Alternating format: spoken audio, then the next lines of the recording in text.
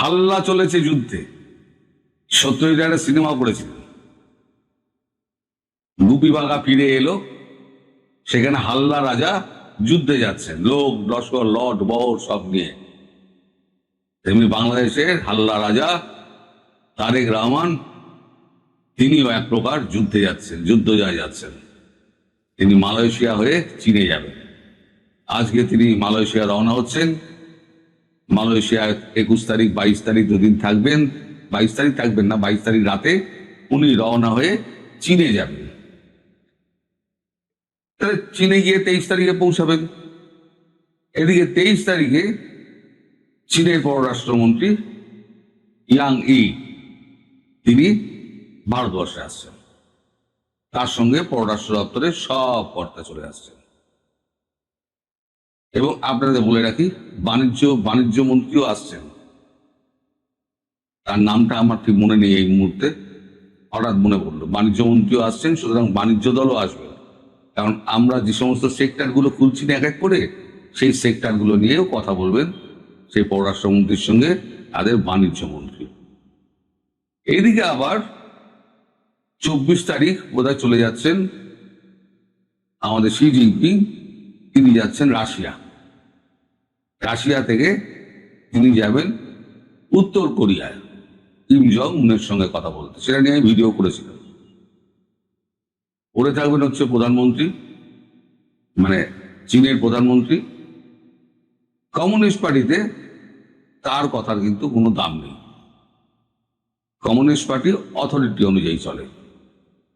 যেমন এর পরে যদি কোনো মানে আপনার চেয়ারম্যান পরিবর্তন হয়, প্রেসিডেন্ট পরিবর্তন হয়, তাহলে সেকেন্ড ক্যান্ডিডেট হচ্ছেন এই ওয়াং ই, যিনি বিদেশ মন্ত্রী আমাদের এখানে আসছেন। তার সঙ্গে ভারতবর্ষের সম্পর্ক অত্যন্ত মধুর, জয়শঙ্করের সম্পর্ক অত্যন্ত মধুর, এবং অজিত দোভালের সম্পর্ক অত্যন্ত ভালো।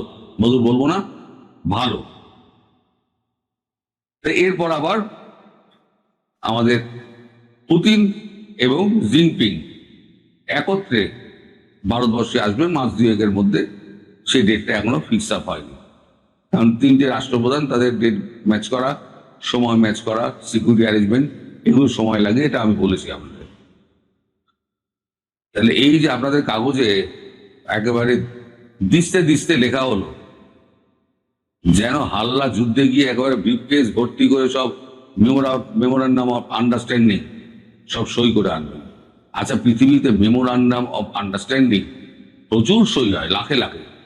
বাস্তবায়ন করা হয়, সেটাও দেখতে হবে। তা আমরা অপেক্ষা করব, এই বাস্তবায়নের জন্য অপেক্ষা করব। বাংলাদেশ তো সব বড় বড় কাজ করে, কিন্তু ছোটখাটো কাজের দিকে নজর নেই।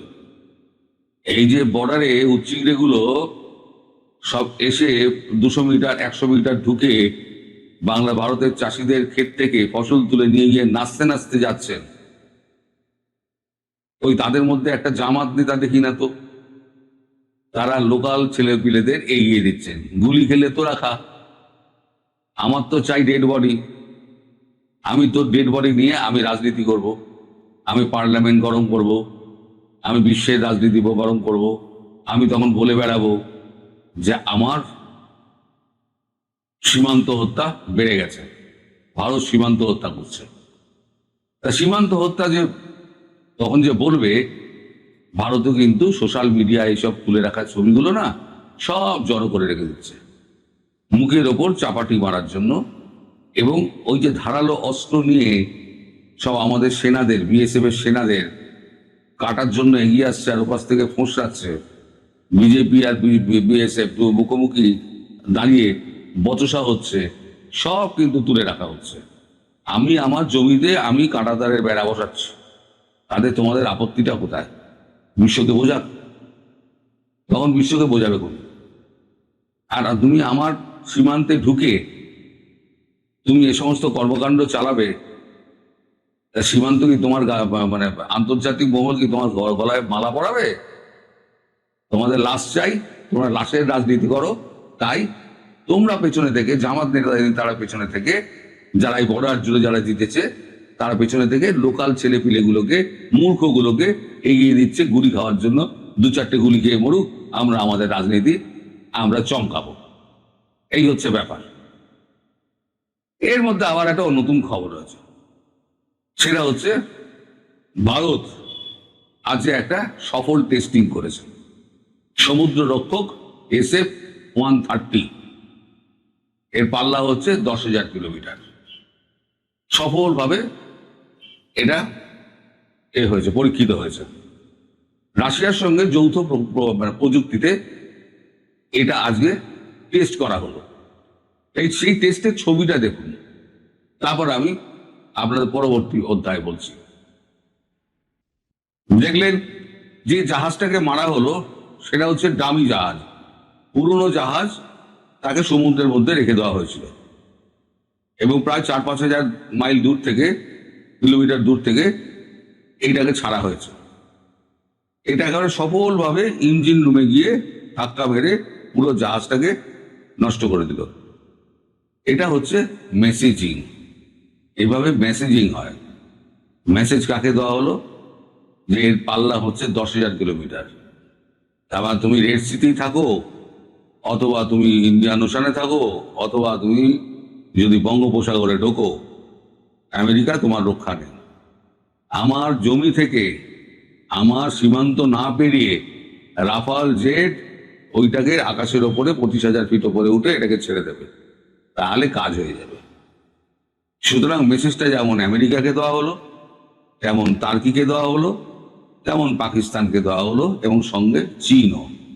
যদিও চীনের সঙ্গে এখন আমাদের সম্পর্ক সেই রকম নয়, কারণ আমাদের মধ্যে বর্ডার যে সিচুয়েশন, ডিসপুটগুলো ছিল, সেই ডিসপুটগুলো অনেকটাই মিটে গেছে, যার জন্য এখন আমাদের সীমান্তে এখন শান্তি আছে। এই যে পর পর পর পর আমরা বৈঠক করে গিয়েছি টানা, তাতে কিন্তু সীমান্ত আমাদের একটা মোটামুটি ঠিকঠাক হয়েছে এবং চীন সেটা মেনে নিয়েছে। সীমান্তে আর অত কিন্তু উত্তেজনা নেই। আসলে চীনও চাইছে যত তাড়াতাড়ি হয় RICটা গঠন হোক, ব্রিক্সটা গঠন হোক। ব্রিক্সটা হয়ে গেলে এই ইরানকেও নিয়ে নেওয়া হবে, বাংলাদেশকেও নিয়ে নেওয়া হবে। বাংলাদেশের এই গভর্নমেন্টটা, পরবর্তী যে গভর্নমেন্ট আসবে যেটা ভারত ফ্রেন্ডলি হবে, সেই গভর্নমেন্টকে নেওয়া হবে, নিয়ে একেবারে আমেরিকাকে দূর হটো। তো আমরা এখন চেয়ে আছি চায়নার দিকে।